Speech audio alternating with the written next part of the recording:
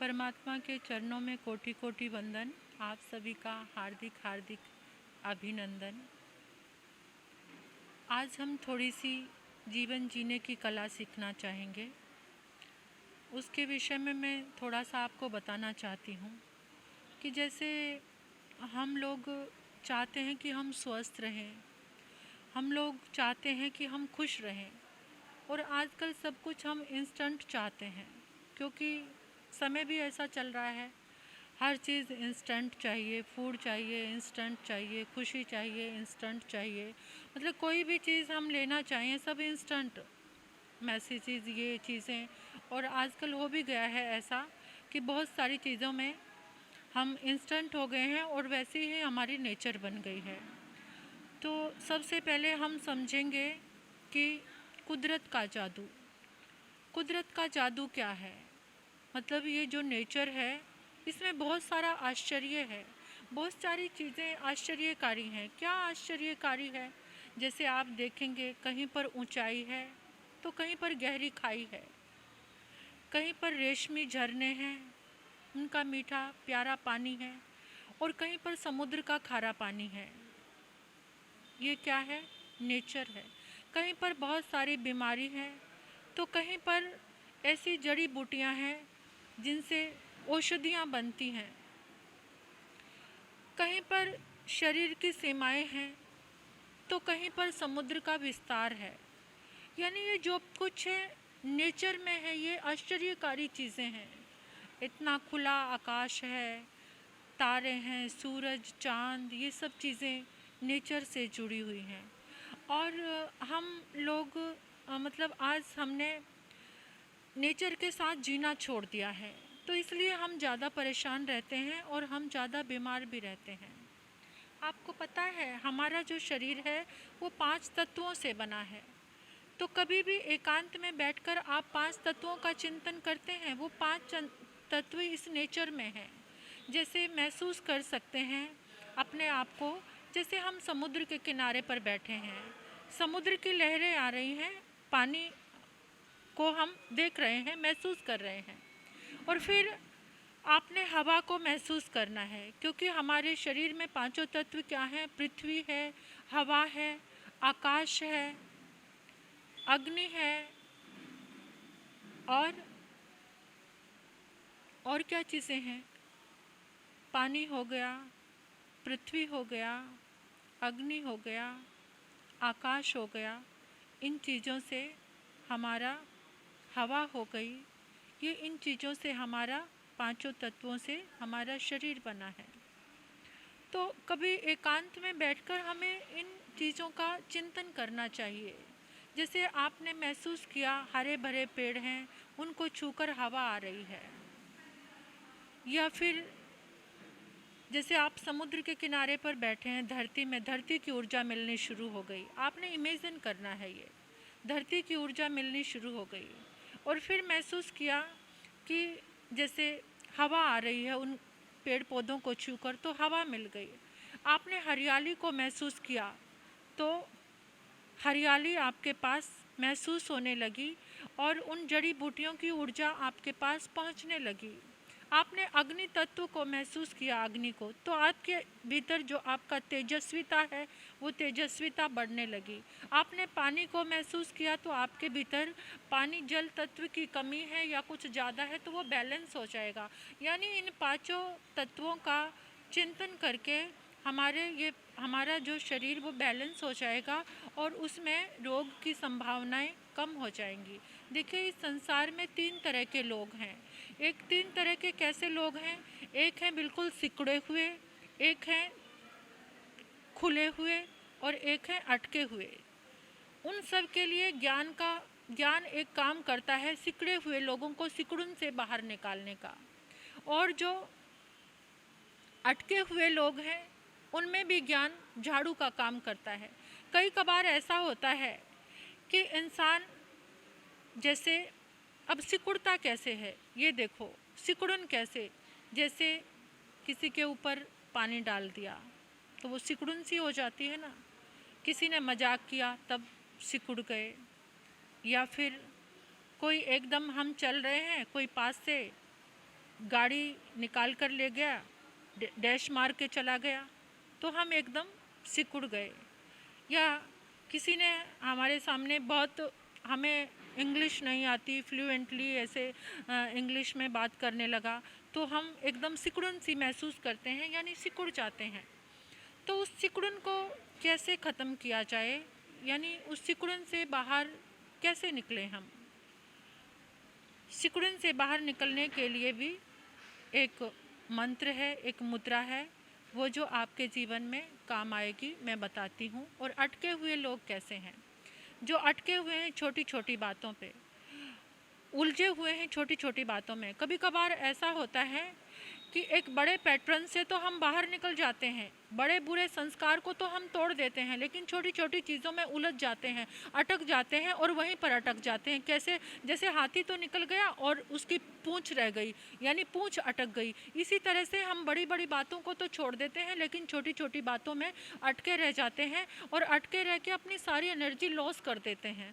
तो उसके लिए जो परमात्मा का ज्ञान है, भगवान या संतों की वाणी है, उससे हमें उस अटकन से बाहर निकालती है। तो सबसे पहले फिर एक है खुले हुए लोग। खुले हुए कैसे?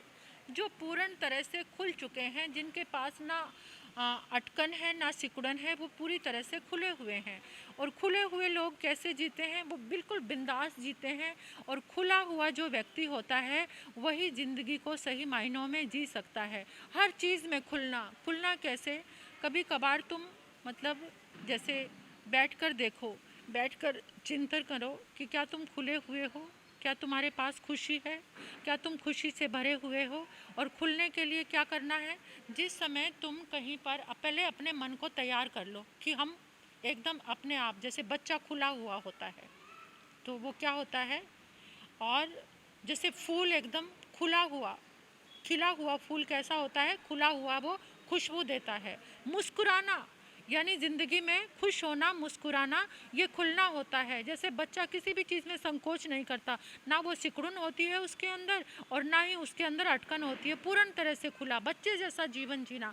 लेकिन जैसे जैसे हम बड़े हो जाते हैं वैसे वैसे हम सिकुड़ते जाते हैं, सिकुड़ते जाते हैं, यानी किसी ना किसी कुंठा से ग्रस्त हो जाते हैं। और जैसे कभी कभार लगता है सामने वाले के पास ये चीज़ है, मेरे पास ये नहीं है, तो हम सिकुड़ते रहते हैं। तो उस सिकुड़न को से बाहर निकलने के लिए क्या करना है? अपने आप को खुला हुआ जो जीवन, वो संपूर्ण जीवन है, खुशी का जीवन है। और खुल कौन सकता है? जो हर चीज़ को स्वीकार करता है। यानी तुम्हारी ज़िंदगी में जो भी हो रहा है उसको स्वीकार करना। अपने हाथों को ऐसे एकांत स्थान में जाओ, यानी जैसे आप टेरेस पे चले गए या किसी बाग में चले गए जहाँ पर आपको हेजिटेशन नहीं है, वहाँ पर अपने दोनों हाथों को इस तरह से खोल लो। इस तरह से हम अपने दोनों हाथों को खोलते हैं तो समझो हमारे पास ब्रह्मांड की सारी ऊर्जा हमारे हाथों में आती है। और तुम अपने आप को महसूस करो कि मैं पूरी तरह से खुश हूँ। तो मैं पूरी तरह से खुश हूँ, और उस समय आपको महसूस होने लगेगा कि आपके अंदर से कुछ खुल रहा है, आपके अंदर से जो सिकुड़न थी वो मिट रही है। अब चाहिए हमें इंस्टेंट खुशी। हम खुल तो गए, लेकिन इंस्टेंट खुशी चाहिए हमें।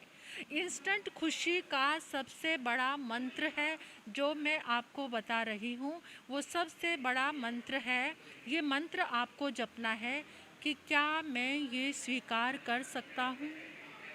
ये मंत्र आपको खुशी से भर देगा।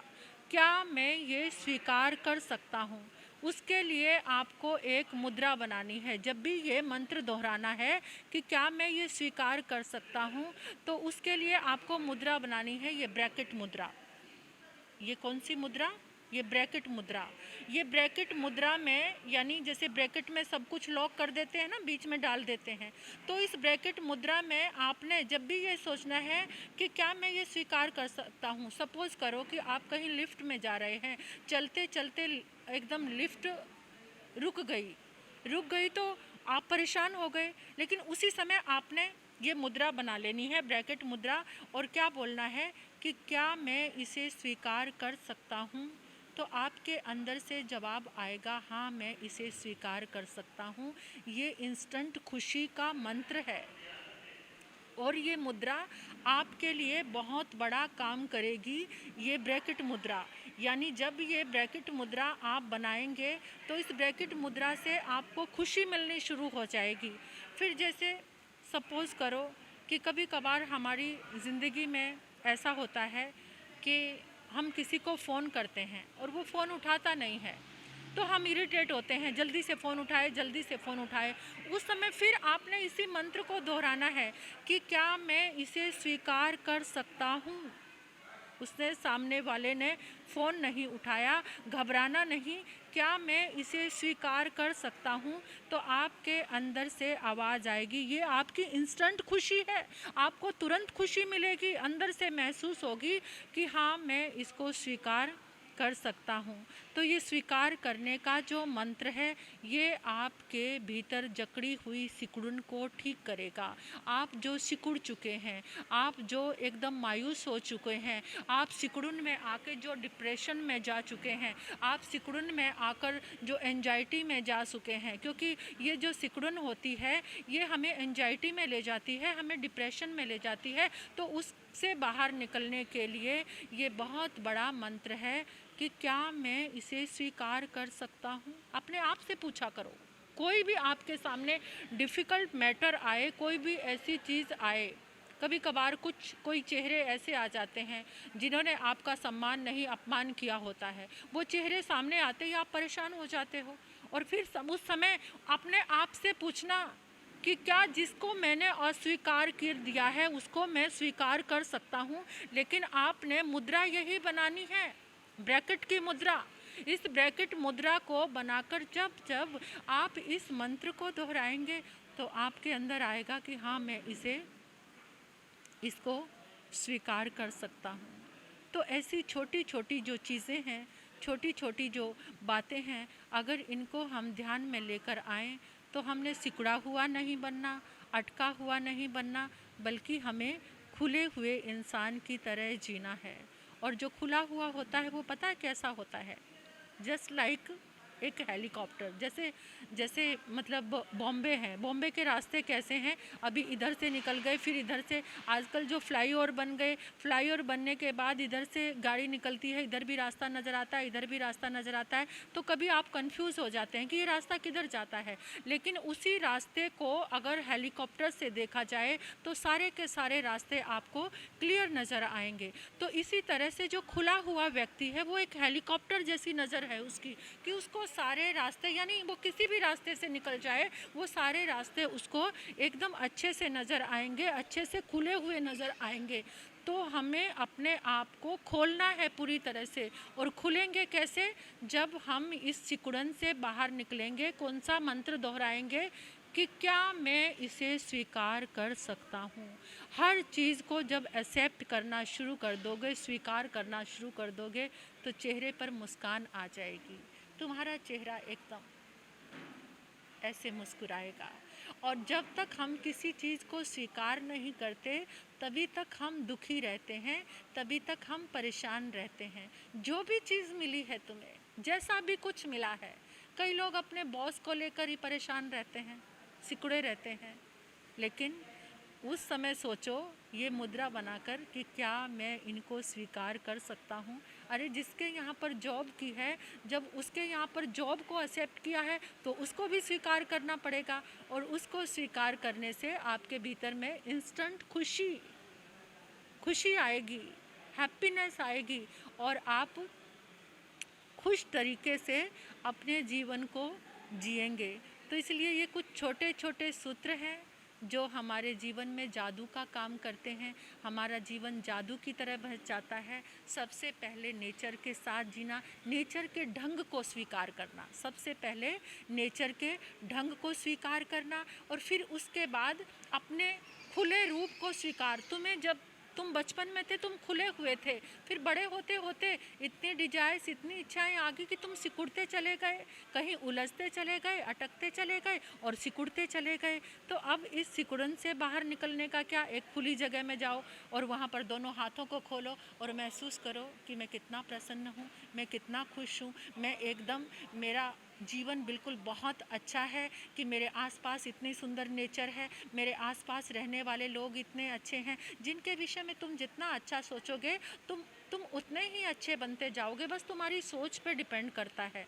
सिकुड़न से बाहर निकले, अटकन से बाहर निकले और तुम बन गए एक खुले हुए व्यक्ति। और उस खुले हुए व्यक्ति को जो इंस्टेंट खुशी चाहिए, और उसका मंत्र ये है कि जो भी चीज़ आए मैं इसको स्वीकार कर सकता हूँ, मैं इसे एक्सेप्ट कर सकता हूँ। तो हर चीज़ को स्वीकार करने का जब ढंग आ गया, फिर तो जीवन में खुशी ही खुशी है। इसलिए आज तो खुशी ढूंढे से भी नहीं मिलती। हर इंसान इतना परेशान रहने लगा है, जिसके चेहरे पर देखो मायूसी है, जिसके चेहरे पर देखो। तो इन चीज़ों से बाहर निकलने के लिए एक मंत्र ये आपको दोहराना है हर रोज़, ये ब्रैकेट मुद्रा बना करके कि मैं इसको स्वीकार कर सकता हूँ। मेरे शरीर में कोई बीमारी आई है, क्या मैं इसे स्वीकार कर सकता हूँ? देखो, बीमारी आई है तो रहेगी, अगर स्वीकार कर लोगे तो उसमें दुख महसूस नहीं होगा। मैं स्वस्थ हो जाऊंगा, लेकिन जितने दिन के लिए ये आई है, ऐसे ये मुद्रा बनाकर, जितने दिन के लिए ये आई है मैं इसको स्वीकार करता हूँ। तो इसलिए ये छोटी छोटी बातें आपसे शेयर करनी थी। ये कोई प्रवचन और कोई व्याख्यान नहीं है। मैं चाहती हूँ कि इस तरह से आप भी खुशी हासिल करें और अपने जीवन में प्रसन्न रहें। और ज़्यादा जल्दबाजी अच्छी नहीं होती, थोड़ा धैर्य से भी काम करें। धैर्य से अपने आप को खोलें, पहले सिकुड़न से बाहर निकलें, अपने आप को खोलें, अटकन से बाहर निकलें, छोटी छोटी बातों में अटकना नहीं। फिर अपने आप को, जो भी चीज़ को तुम स्वीकार करते जाओगे, बस तुम आगे बढ़ते जाओगे, आगे बढ़ते जाओगे। ये जीवन में सुखी रहने का मंत्र है। इसी के साथ ओम शांति। भगवान महावीर के शासनकाल की बात है। इसी भारतवर्ष में श्रीपुर नाम का एक बड़ा मनोहर नगर था। वहाँ का राजा महिपाल था। उसी नगर में गंगपाल नाम का एक दरिद्री व्यक्ति रहता था, जो अत्यंत दीनहीन, दुखी, दुर्भागी, पृथ्वी पर भार रूप था। दरिद्रता ने उसको चारों तरफ से घेर रखा था। बेचारा बहुत मुश्किल से रूखा सूखा भोजन जुटा पाता था। दरिद्रता ने उसको चारों तरफ से अपने चंगुल में दबोच रखा था। उसकी स्त्री भी बहुत परेशान थी, पत्नी भी बहुत परेशान थी, उसकी संतान भी, सब घबरा उठे थे। बच्चों को घर में घी की बात तो कौन कहे, तेल भी नसीब नहीं हो पाता था। उसके पत्नी की साड़ी क्या थी, एक झरझर कंता थी, जगह जगह उसमें पैबंद लगे हुए थे। ऐसे बेचारे का जीवन निकल रहा था। घर और गांव में उसकी इज्जत क्या थी, एक कुत्ते से भी कम थी। हर समय अपने मिलने जुलने वालों से अपनी मृत्यु की कामना करता रहता। मेरा जीवन तो इस धरती पर बोझ है। लेकिन एक दिन क्या होता है कि श्री प्रबुद्ध मुनि जी का अपने शिष्यों के साथ नगरी में आगमन होता है। वे बाग में ठहरे। शिष्यगण जब आहार लेने के लिए तैयार हुए तो रास्ते में गंगपाल की उन मुनियों से भेंट हो गई। गंगपाल गिड़गिड़ाकर बोला, प्रभु, कोई ऐसा उपाय है जो मेरी दरिद्रता दूर हो जाए। मैं इतना दरिद्री हूँ कि मुझे कभी भी भरपेट आज तक मैंने भोजन नहीं किया। थोड़ा सा भोजन होता है, बच्चे खाते हैं, थोड़ा सा पत्नी को दे देता हूँ। कितनी बार मुझे भूखे रहकर दिन बिताने पड़ते हैं। उसके आंसू लुढ़क पड़े। मुनि ने कहा कि तुम ऐसा करो, बाग में हमारे गुरुदेव रुके हुए हैं, प्रबुद्ध मुनि जी, उनकी शरण में आओ। तो वो गंगपाल मुनि की शरण में पहुंचा। मुनि ने सिर पे हाथ रखा, उसके दुख का कारण पूछा। दरिद्रता है दुख का कारण। मुनि ने कहा, बेटा घबराओ नहीं, अब तुम्हारा भाग्य बदल गया है। और उन्होंने कहा, तुम ऐसा करो, क्या तुमने कभी शांतिनाथ भगवान की कथा का नाम सुना है? वो कहने लगा, नहीं। तो जाओ शांतिनाथ भगवान की कथा कराओ, फिर देखना तुम्हारे जीवन में क्या चमत्कार होता है। वो घर पे आया, जैसे तैसे करके उसने शांतिनाथ भगवान की कथा का आयोजन कराया, अपने स्नेहिल मित्रों को बुलाया, शांतिनाथ भगवान की कथा की, और मन में सोचने लगा जिसका नाम ही शांति कथा है, मेरे जीवन में शांति अवश्य आएगी। कुछ लोग ऐसे होते हैं जो एक बार एक बात सुनकर उनको श्रद्धा उमड़ आती है और श्रद्धा के कारण उनका बेड़ा पार हो जाता है। तो उसको शांति कथा का नाम सुनते ही मन में अपार श्रद्धा आई। अब वो बेचारा विराट आयोजन तो करता कहाँ से करता, हो तो गरीब था, 2-4 लोगों को बुलाया, सात्विक श्रद्धा और विश्वास के साथ कथा को करने और समझने लगा। कथा को सुनते सुनते उसकी दरिद्रता भी दूर होती जा रही थी। कथा के समाप्त होते तो उसका दुख दारिद्र्य भी दूर हो गया। क्या हुआ, जैसे उसने सबको प्रसाद बांटा, अब वो प्रसाद का पात्र अपने घर में रखने के लिए अंदर गया। जब अंदर गया तो एकदम क्या देखा कि धरती पोली है। पाँव रखा ना उसने, उसका पाँव जमीन में धंसने लगा। उसने देखा, अरे यहाँ तो धरती पोली है, कल तक तो ये सख्त जमीन थी, आज पोली एकदम कैसे हो गई। हो ना हो यहाँ पर जरूर कुछ है, उसे खोद कर देखना चाहिए। उसने उस जमीन की खुदाई की तो 3.5 करोड़ रुपए की रत्न राशि उसे दिखाई पड़ी। उस जमाने की बात है, और 3.5 करोड़। वो गंगपाल तो देखकर हैरान हो गया और सोचने लगा, ओहो, ये सब शांतिनाथ भगवान की कथा का ही प्रभाव है। कल तक जो पैसे पैसे के लिए तरस रहा था, मोहताज बन रहा था, आज शांतिनाथ भगवान की पावन कथा के प्रभाव से करोड़ों पति बात की बात में बन बैठा। अब तो उसने क्या किया कि मैं इस धन को अपने उपयोग में नहीं रखूंगा, जिस परमात्मा के चमत्कार से ये धन मुझे मिला है। उसने अपने 252 शहरों में दुकानें खोल दी, कहीं गौशाला खुलवाई, कहीं विद्यालय, अनाथालय, औषधालय, सामायिक भवन, पोषणशाला, इतने सारे संस्थाएं उसने खुलवा दी। लाखों लोगों को उसने भोजन के लिए भंडारे लगवा दिए, और इस तरह से वो प्रति वर्ष दान देता रहा। और शांतिनाथ भगवान की कथा का प्रभाव था, उसके दान पुण्य के प्रभाव से वो दिन दुनी रात चौगुनी उन्नति करता गया। और उसने सबको बताया कि अगर किसी को अपनी दरिद्रता दूर करनी है तो शांतिनाथ भगवान की पावन कथा का आचरण करो, शांतिनाथ भगवान की पावन कथा कराओ। इस तरह से कितने ही गरीब छात्रों को उसने छात्रवृत्तियां दी, यानी उनको पैसा दिया, वो पैसे देकर उनको पढ़ाया, धुरंधर विद्वान पंडित बनवा दिया। कितनों को उसने गुप्त दान दिया। आए दिनों किसी न किसी की सहायता और परोपकार वो करता ही चाहता था। जितना वो परोपकार करता जाता था उतनी ही लक्ष्मी उसके यहाँ बढ़ती जाती थी। लक्ष्मी बढ़ती गई, दिन दुनी रात चौगनी वो उन्नति करके गया, क्योंकि पुण्य की जड़ हमेशा पाताल में होती है। और हरियाली हरी भरी पुण्यवान के पास क्यों नहीं होएगी, फले फूलेगा वो क्यों नहीं जो इतना दान और धर्म करता है। इसलिए गंगपाल की दिनचर्या बन गई कि वो धर्म आचरण करने लगा और मुनियों की वाणी को अपने साथ लेकर शांतिनाथ भगवान के नाम का पावन कीर्तन करता उनका सच्चा उपासक बन गया। उस काल में भगवान शांतिनाथ की कथा का उसने पर्याप्त प्रचार और प्रसार किया। ये कथा उसने अपने तक ही नहीं रखी, जिसको भी दुखी देखता उसी को कहता तुम शांतिनाथ भगवान की कथा करा लो। आप तो कितने भाग्यशाली हो कि आपके इस धर्म प्रांगण में जब से चातुर्मास प्रारंभ होने से पहले ही शांतिनाथ भगवान की कथा का आचमन हो रहा है। आप सभी सुनने वाले बहुत सौभाग्यशाली हैं। तो इस तरह से वो 12 वर्ती श्रावक बना। अंतिम समय में उसने संथारा सलेखना करके स्वर्ग पद को प्राप्त किया। बोलिए श्री शांतिनाथ भगवान की, बोलिए श्री शांतिनाथ भगवान की। ओम ह्रीं श्रीं नमो अरिहंताण, ओम ह्रीं श्रीं नमो सिद्धाण, ओम ह्रीं श्रीं नमो आयरियाण, ओम ह्रीं श्रीं नमो वज्रायण, ओम ह्रीं श्रीं नमो लोहे साउण, ओम ह्रीं श्रीं नमो अरिहंताण, ओम ह्रीं श्रीं नमो सिद्धाण, ओम ह्रीं श्रीं नमो आयरियाण, ओम ह्रीं श्रीं नमो वज्रायण, ओम ह्रीं श्रीं नमो लोहे साउण, ओम ह्रीं श्रीं नमो अरिहंताण।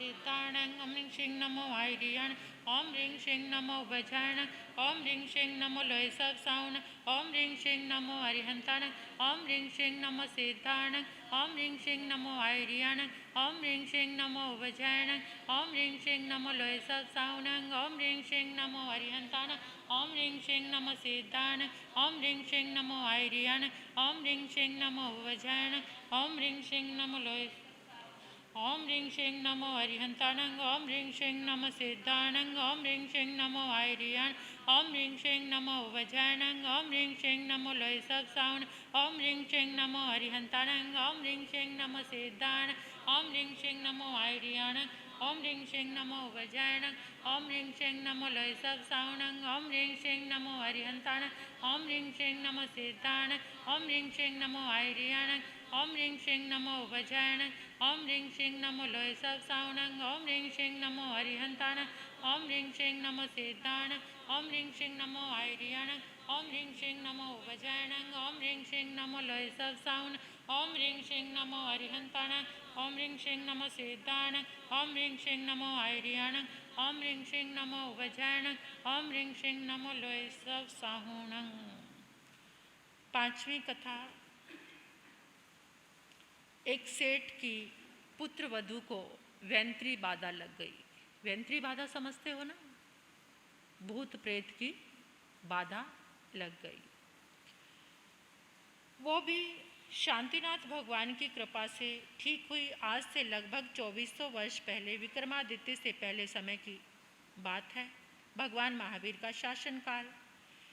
उसी समय में सोवीर नाम का एक बहुत विशाल नगर था। वहाँ सभी लोग बड़ी खुशी से रहते थे। उस नगर में धनपाल नाम का एक सेठ रहता था। उसके गुणसुंदर नाम का एक बहुत विनीत लड़का था। उसकी पत्नी को वैंत्री बाधा लग गई। उसके दांतों की बतीसी भिड़ जाती, कभी बार बार उसको उबासी आती रहती, कभी वो चिल्लाने लगती, कभी रोने लगती, कभी छाती पीटने लगती। खाना पीना सब हराम, सबकी नींद हराम। सेठ क्या करता बेचारा। जहाँ कभी जरा भी कुछ पता लगता, किसी भी सियाने की जरा भी टो लगती, उसको लेकर आता। सेठ ने लाखों रुपया फूंक दिया, लेकिन रोग बढ़ता गया। जो जो दवा की त्यों त्यों रोग बढ़ता गया। सेठ के घर में हालत ऐसी हो गई थी, कोई भी भोजन करने बैठता वो वैंत्री आ जाती, अपना फैल फितूर मचाती, और वो पुत्र वधू ना जाने कैसे कैसे रोती चिल्लाती, जोर जोर से अपनी छाती को पीटती रहती। ऐसा हो गया था मानो ये उपद्रव उस घर में 12 मासिया होकर घुस आया था। सेठ जरा सी भी किसी सियाने की टो लगती, मंत्र तंत्र डोरे डांडे गंडे करने वाले को बुलाकर लाता, लेकिन सब के सब बेकार सिद्ध होते। एक दिन बेचारा सेठ परेशान हो रहा था, रास्ते में जा रहा था किसी को बुलाने की कि एकदम मुनियों से भेंट हो गई। मुनि से भेंट हुई तो सेठ कहने लगा कि आज मेरा बड़ा भाग्य है और मुझे विश्वास हो रहा है कि मेरी पुत्रवधू को जो बाधा लगी है वो आपके दर्शन से ठीक हो जाएगी। मुनिवर, मुझे कोई ऐसा रास्ता बताओ। तो मुनि ने कहा, क्या तुमने कभी शांतिनाथ भगवान की कथा की? नहीं प्रभु, इसका तो नाम ही आज ही सुन रहा हूँ। तो जाओ, तुम शांतिनाथ भगवान की कथा कराओ, देख लेना तुम्हारी पुत्रवधू एकदम स्वस्थ हो जाएगी। बड़ा खुश होकर, क्योंकि त्यागी मुनियों को देखकर उसके मन में अपार श्रद्धा उमड़ पड़ी थी, घर में आया और आकर उसने शांतिनाथ भगवान की कथा का आयोजन किया। अब शांतिनाथ भगवान की कथा का जैसे ही उसने आयोजन किया और जैसे ही शांतिनाथ भगवान की कथा के वचन उस पुत्र वधू के कानों में पड़े तो उसके शरीर में एकदम वैंत्री आ गई। आते ही खूब रोई, चिल्लाई, नाना प्रकार के फेल फितूर मचाए और गिड़गिड़ा कर कहने लगी, बस बस मुझे और कष्ट ना दो, अब मैं भूलकर भी इसके शरीर को मैं नहीं आऊँगी। क्योंकि धर्म के अक्षर जो व्यंत्र होते हैं, जो मिथ्यात्वी होते हैं, उनको धर्म के अक्षर ऐसे लगते हैं मानो कोई उनके ऊपर तलवार चला रहा है, मानो उनको कोई घायल कर रहा है, काट रहा है। तो वो सुन नहीं पाते धर्म के अक्षर, रोते हैं, चिल्लाते हैं, क्रोध करते हैं। तो वो भी कहने लगी, मुझे और अधिक ना सताओ, मैं अब भूलकर भी इसके शरीर में वापस नहीं आऊँगी, अब मुझे जाने दो, मैं जा रही हूँ। और चिल्ला चिल्लाकर इस तरह से वो वहाँ से 9-11 हो गई। सेठ अपने आँखों से देख रहा था। उस समय और भी बहुत लोग थे, अपने दांतों के नीचे उंगली दबाने लगे और कहने लगे, अरे हम तो सोचते थे कि ये भूत प्रेत की बातें बेकार होती हैं, लेकिन आज ये सत्य अपनी आंखों से देखकर पता चल गया कि इस तरह से भूत प्रेत की बाधा होती है। और सब के सब उसी दिन से जैन धर्म की पावन शरण में आ गए। सेठ ने भी अपने धन से अपने पुत्र वधू को स्वस्थ होने की खुशी में अनेकों प्रकार के औषधालय खुलाए, गरीब लोगों को औषधियाँ वितरण की, धार्मिक संस्थाओं का उसने स्थापना की और वो कट्टर जैन उपासक बन गया। अब उसका पूरा परिवार ऐसा हो गया, शांतिनाथ भगवान की कथा किए बिना वो कुछ अन्न जल भी ग्रहण नहीं करते थे, यानी सभी जैन धर्म की पावन शरण में आ गए। सेठ ने अपने पुत्र वधू के स्वस्थ होने की अनेकों प्रकार से अनुमोदना की, आरोग्यशाला खुलाई, पाठशाला खुलवाई, ब्रह्मचार्य आश्रम का निर्माण कराया और अपनी सामर्थ्य के अनुसार जीवन भर उसमें दान देता रहा। और वो वैंत्री बाधा फिर कभी उसके घर में तो क्या, उसके नगर में भी नहीं हुई। यानी शांतिनाथ भगवान की कथा का इतना प्रभाव, आप इसको आजमा कर देख सकते हो। अगर किसी को लगे कि ऐसे वैंत्री बाधा, उसे शांतिनाथ भगवान की कथा सुनाओ, वो वहाँ से निकल कर 9-2-11 हो जाएगी। जिस घर में शांतिनाथ भगवान की कथा होती है, वहाँ पर किसी के किए कराए का प्रभाव भी नहीं होता। इसलिए शांतिनाथ भगवान की इस पावन कथा के प्रति अपने मन में आस्था जगाना। तो बोलिए श्री शांतिनाथ भगवान की। ओम ह्रीं श्रीं नमो अरिहंताणं, ओम ह्रीं श्रीं नमो सिद्धाण, ओम ह्रीं श्रीं नमो आयरियाण, ओम ह्रीं श्रीं नमो वज्रायण, ओम ह्रीं श्रीं नमो लोय सब साउण, ओम ह्रीं श्रीं नमो अरिहंताण, ओम ह्रीं श्रीं नमो सिद्धाण, ओम ह्रीं श्रीं नमो आयरियाण, ओम ह्रीं श्रीं नमो वज्रायण, ओम ह्रीं श्रीं नमो लोय सब साउण, ओम ह्रीं श्रीं नमो अरिहंताण, ओम ह्रीं श्रीं नमो सिद्धाण, ओम ह्रीं श्रीं नमो आयरियाण, ओम ह्रीं श्रीं नमो वज्रायण, ओम ह्रीं श्रीं नमो लोय सब साउण, ओम ह्रीं श्रीं नमो अरिहंताण, ओम ह्रीं श्रीं नमो सिद्धाण, ओम ह्रीं श्रीं नमो आयरियाण, ओम ह्रीं श्रीं नमो लोय सब साउण, ओम ह्रीं श्रीं नमो अरिहंताण, ओम ह्रीं श्रीं नमो सिद्धाण, ओम ह्रीं श्रीं नमो आयरियाण, ओम ह्रीं श्रीं नमो वज्रायण, ओम ह्रीं श्रीं नमो लोय सब साउण, ओम ह्रीं श्रीं नमो अरिहंताण, ओम ह्रीं श्रीं नमो सिद्धाण, ओम ह्रीं श्रीं नमो आयरियाण, ओम ह्रीं श्रीं नमो वज्रायण, ओम ह्रीं श्रीं नमो लोय सब साउण, ओम ह्रीं श्रीं नमो अरिहंताण, ओम ह्रीं श्रीं नमो सिद्धाण, ओम ह्रीं श्रीं नमो आयरियाण, ओम ह्रीं श्रीं नमो वज्रायण, ओम ह्रीं श्रीं नमो लोय सब साउण, ओम ह्रीं श्रीं नमो अरिहंताण, ओम ह्रीं श्रीं नमो सिद्धाण, ओम ह्रीं श्रीं नमो आयरियाण, ओम ह्रीं श्रीं नमो वज्रायण, ओम ह्रीं श्रीं नमो लोय सब साउण, ओम ह्रीं श्रीं नमो अरिहंताण, ओम ह्रीं श्रीं नमो सिद्धाण, ओम ह्रीं श्रीं नमो आयरियाण, ओम ह्रीं श्रीं नमो वज्रायण, ओम ह्रीं श्रीं नमो लोय सब साउण, ओम ह्रीं श्रीं नमो अरिहंताण, ओम ह्रीं श्रीं नमो सिद्धाण, ओम ह्रीं श्रीं नमो आयरियाण, ओम ह्रीं श्रीं नमो वज्रायण,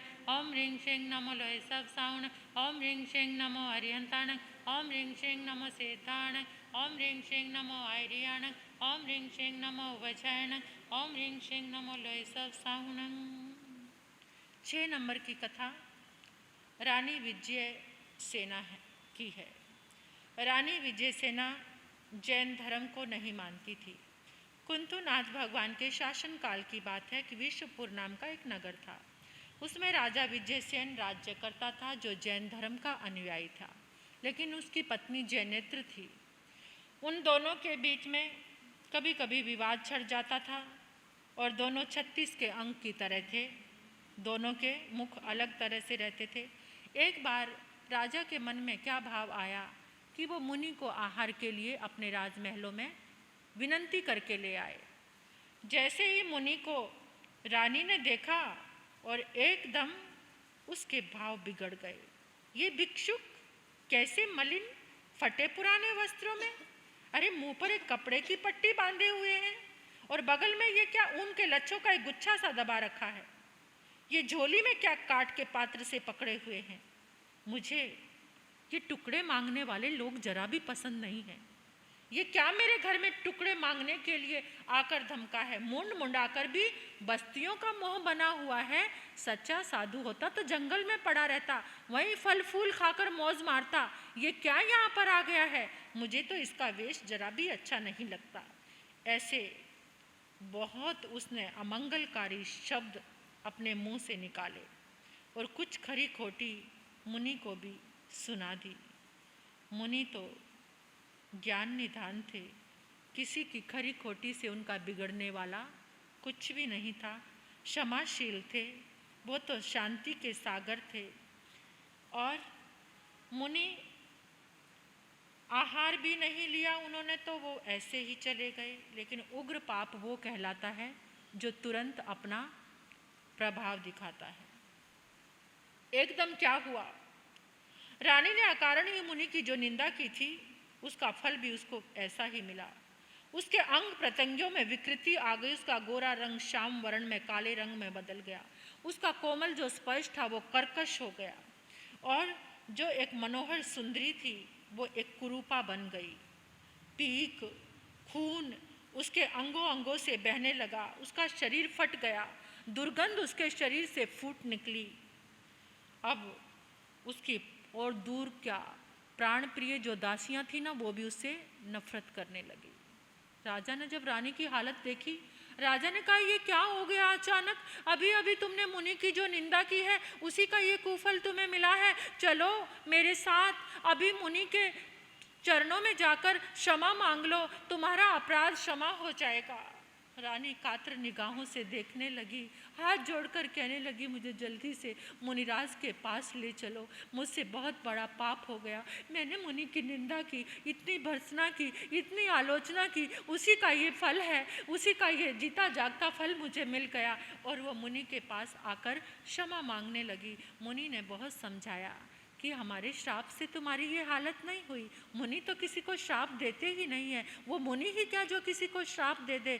मैंने तो धैर्य से सब, मैंने सोचा आगे पीछे के कर्मों का संयोग है और कोई ना कोई तुम्हारे साथ ऐसा कर्म रहा होगा कि तुमने मुझे अपमान किया या गाली निकाली, वो मेरे मन में कुछ भी प्रभाव नहीं है।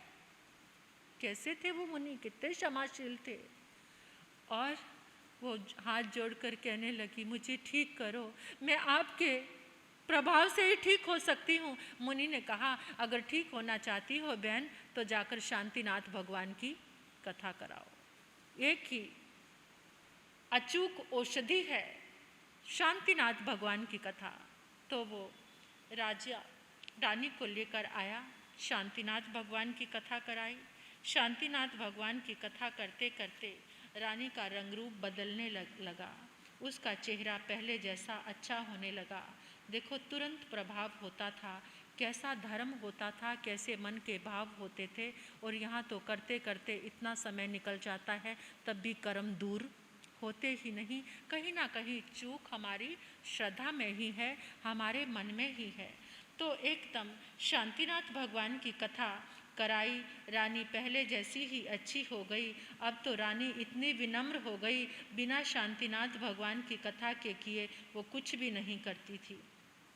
पूरी नगरी में ये समाचार फैल गया कि रानी के ऊपर देखो शांतिनाथ भगवान की कथा का कैसा प्रभाव हुआ। और इस तरह से शांतिनाथ भगवान की कथा कराकर उन्होंने अपने जीवन को धन्य बनाया। बोलिए श्री शांतिनाथ भगवान की। ओम ह्रीं श्रीं नमो अरिहंतानंग, ओम ह्रीं श्रीं नमो सिद्धानंग, ओम ह्रीं श्रीं नमो आयरियानंग, ओम ह्रीं श्रीं नमो वज्रायणंग, ओम ह्रीं श्रीं नमो लोहे सब सावन, ओम ह्रीं श्रीं नमो अरिहंतानंग, ओम ह्रीं श्रीं नमो सिद्धानंग, ओम श्रीं नमो आयरियानंग, ओम ह्रीं श्रीं नमो वज्रायणंग, ओम ह्रीं श्रीं नमो लोहे सब सावन, ओम ह्रीं श्रीं नमो अरिहंतानंग, ओम ह्रीं श्रीं नमो सिद्धानंग, ओम ह्रीं श्रीं नमो आयरियानंग, ओम ह्रीं श्रीं नमो वज्रायणंग, ओम ह्रीं श्रीं नमो लोहे सब सावन, ओम ह्रीं श्रीं नमो अरिहंतानंग, ओम ह्रीं श्रीं नमो सिद्धानंग, ओम ह्रीं श्रीं नमो आयरियानंग, ओम ह्रीं श्रीं नमो वज्रायणंग, ओम ह्रीं श्रीं नमो लोहे सब सावन, ओम ह्रीं श्रीं नमो अरिहंतानंग, ओम ह्रीं श्रीं नमो सिद्धानंग, ओम ह्रीं श्रीं नमो आयरियानंग, ओम ह्रीं श्रीं नमो वज्रायणंग, ओम ह्रीं श्रीं नमो लोहे सब सावन, ओम ह्रीं श्रीं नमो अरिहंताणं, ओम ह्रीं श्रीं नमो सिद्धाणं, ओम ह्रीं श्रीं नमो आयरियाणं, ओम ह्रीं श्रीं नमो वज्रायणं, ओम ह्रीं श्रीं नमो लोय सब सावणं, ओम ह्रीं श्रीं नमो अरिहंताणं, ओम ह्रीं श्रीं नमो सिद्धाणं, ओम ह्रीं श्रीं नमो आयरियाणं, ओम ह्रीं श्रीं नमो वज्रायणं, ओम ह्रीं श्रीं नमो लोय सब सावणं, ओम ह्रीं श्रीं नमो अरिहंताणं, ओम ह्रीं श्रीं नमो सिद्धाणं, ओम ह्रीं श्रीं नमो आयरियाणं, ओम ह्रीं श्रीं नमो वज्रायणं, ओम ह्रीं श्रीं नमो लोय सब सावणं, ओम ह्रीं श्रीं नमो अरिहंताणं, ओम ह्रीं श्रीं नमो सिद्धाणं, ओम ह्रीं श्रीं नमो आयरियाणं, ओम ह्रीं श्रीं नमो वज्रायणं, ओम ह्रीं श्रीं नमो लोय सब सावणं, ओम ह्रीं श्रीं नमो अरिहंताणं, ओम ह्रीं श्रीं नमो सिद्धाणं, ओम ह्रीं श्रीं नमो आयरियाणं, ओम ह्रीं श्रीं नमो वज्रायणं, ओम ह्रीं श्रीं नमो लोय सब सावणं, ओम ह्रीं श्रीं नमो अरिहंताणं, ओम ह्रीं श्रीं नमो सिद्धाणं, ओम ह्रीं श्रीं नमो आयरियाणं, ओम ह्रीं श्रीं नमो वज्रायणं, ओम ह्रीं श्रीं नमो लोय सब सावणं। सातवीं कथा युवराज कनक कुमार की है। कनक कुमार भगवान महावीर के शासन काल की बात है कि एक कनकपुर नाम का नगर था। उसमें राजा बड़ा अच्छा था। राजा के पुत्र का नाम था कनक कुमार। कनक कुमार एक बार अपने साथियों के साथ, मित्र मंडली के साथ बाग में जा पहुंचा। उस बाग में गुणधीर नाम के मुनि रुके हुए थे। मुनियों को देखकर उसको बहुत घृणा पैदा हो गई। मुनियों के वेश विन्यास को देखकर वो कहने लगा, ये कौन है इतने फटे पुराने मलिन वस्त्र पहनकर जो इस बाग में इधर से उधर घूम रहे हैं? इनको पता नहीं ये सार्वजनिक बाग है जहाँ लोग अपने दिल दिमाग को तरोताज़ा करने आते हैं। ये अपनी मनुष्य शक्ल दिखाकर सबके दिमाग को खराब कर देते हैं। मुझे इनका वेश विन्यास कुछ ठीक नहीं जचता। ऐसा कहना था कि युवराज की काया पलक मारते कोयले सी काली पड़ गई। उसकी नाक आंख चेहरे में बैठ गई, दांत बाहर निकलाए, कानों में बहरापन छा गया, मस्तक कांपने लगा, बोलते बोलते जबान लड़खड़ाने लगी, शरीर से दुर्गंध फूट लगी, चमड़ा इधर उधर से तिड़क गया। उन दरारों से खून पनालों की भांति बह चला। उसकी दुर्दशा देखकर साथी लोग घबरा उठे। अभी अभी क्या हो गया? अभी अभी जो इसने मुनिराज की निंदा की है उसी का ये फल है। कैसे ठीक होगा? ये सब घबरा गए और उसको कहते, प्यारे राजकुमार, अगर जब तक तुम्हारे शरीर में प्राण है, एक काम करो, जल्दी से मुनि के पास पहुंचो, जल्दी से क्षमा याचना कर लो, नहीं तो तुम मर जाओगे। उसने करुणा भरी आंखों से देखा, सिर को हिलाया, मुनि के चरणों में गया, गिर के माफी मांगने लगा।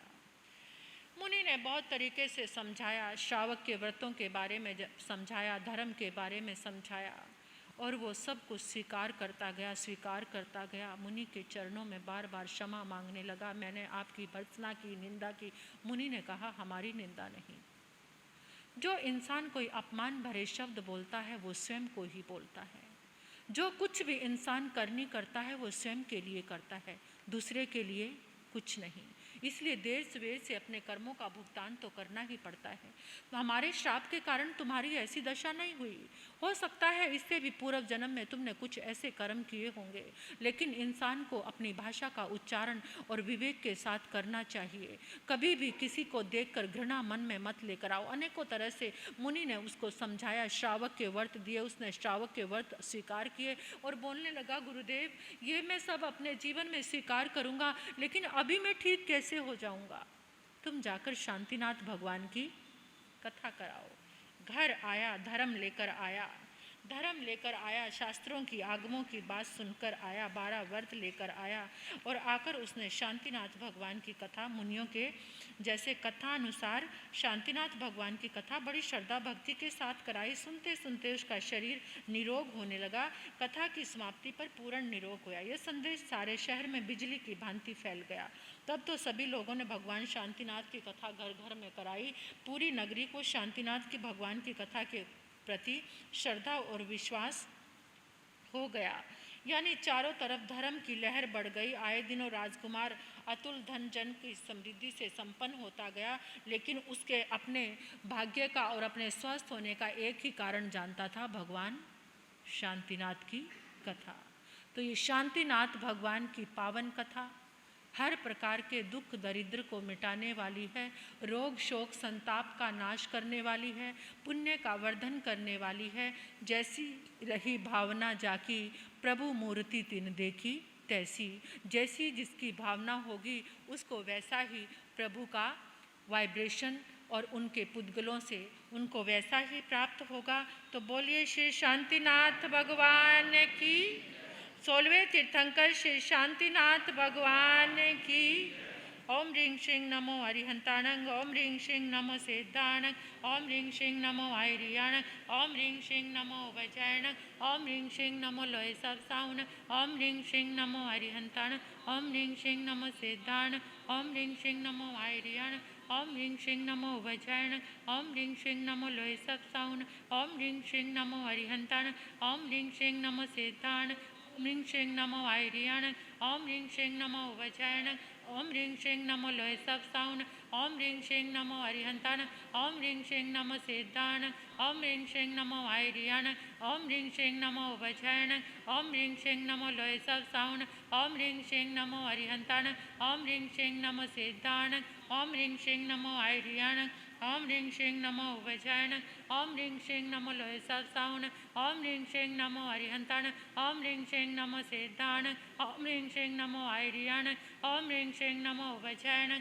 ओम ह्रीं श्रीं नमो लोय सब साउन, ओम ह्रीं श्रीं नमो अरिहंताणं, ओम ह्रीं श्रीं नमो सिद्धाणं, ओम ह्रीं श्रीं नमो आयरियाणं, ओम ह्रीं श्रीं नमो वज्रायणं, ओम ह्रीं श्रीं नमो लोय सब साउन, श्रीं नमो अरिहंताणं, ओम ह्रीं श्रीं नमो सिद्धाणं, ओम ह्रीं श्रीं नमो आयरियाणं, ओम ह्रीं श्रीं नमो वज्रायणं, ओम ह्रीं श्रीं नमो लोय सब साउन, ओम ह्रीं श्रीं नमो अरिहंताणं, ओम ह्रीं श्रीं नमो सिद्धाणं, ओम ह्रीं श्रीं नमो आयरियाणं, ओम ह्रीं श्रीं नमो वज्रायणं, ओम ह्रीं श्रीं नमो लोय सब साउन, ओम ह्रीं श्रीं नमो अरिहंताणं, ओम ह्रीं श्रीं नमो सिद्धाणं, ओम ह्रीं श्रीं नमो आयरियाणं, ओम ह्रीं श्रीं नमो वज्रायणं, ओम ह्रीं श्रीं नमो लोय सब साउन, ओम ह्रीं श्रीं नमो अरिहंताणं, ओम ह्रीं श्रीं नमो सिद्धाणं, ओम ह्रीं श्रीं नमो आयरियाणं, ओम ह्रीं श्रीं नमो वज्रायणं, ओम ह्रीं श्रीं नमो लोय सब साउन।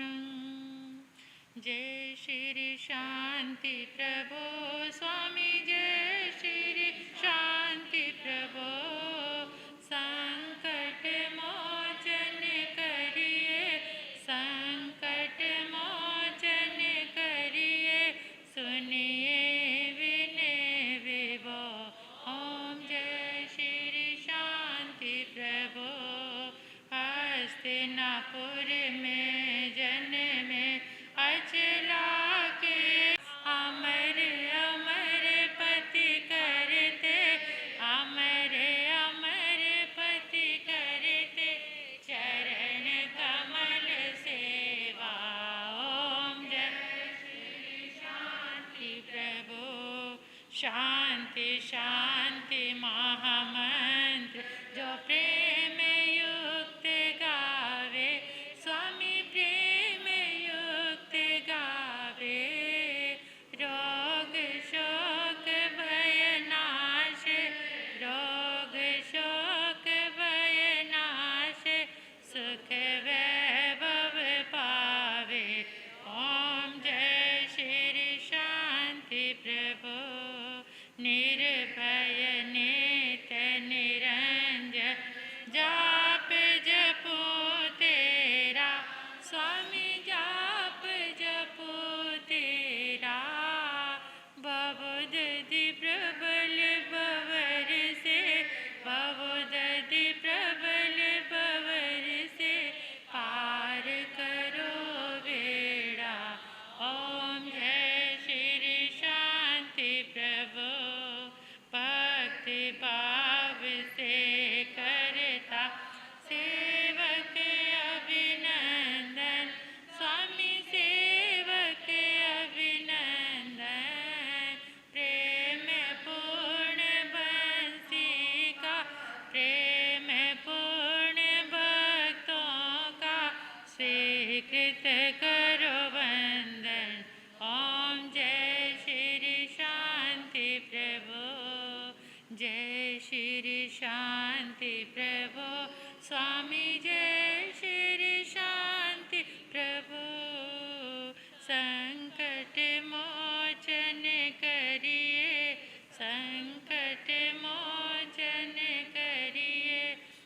सुनिए विनय विभो। ओम जय श्री शांति प्रभु। बोलिए श्री शांतिनाथ भगवान की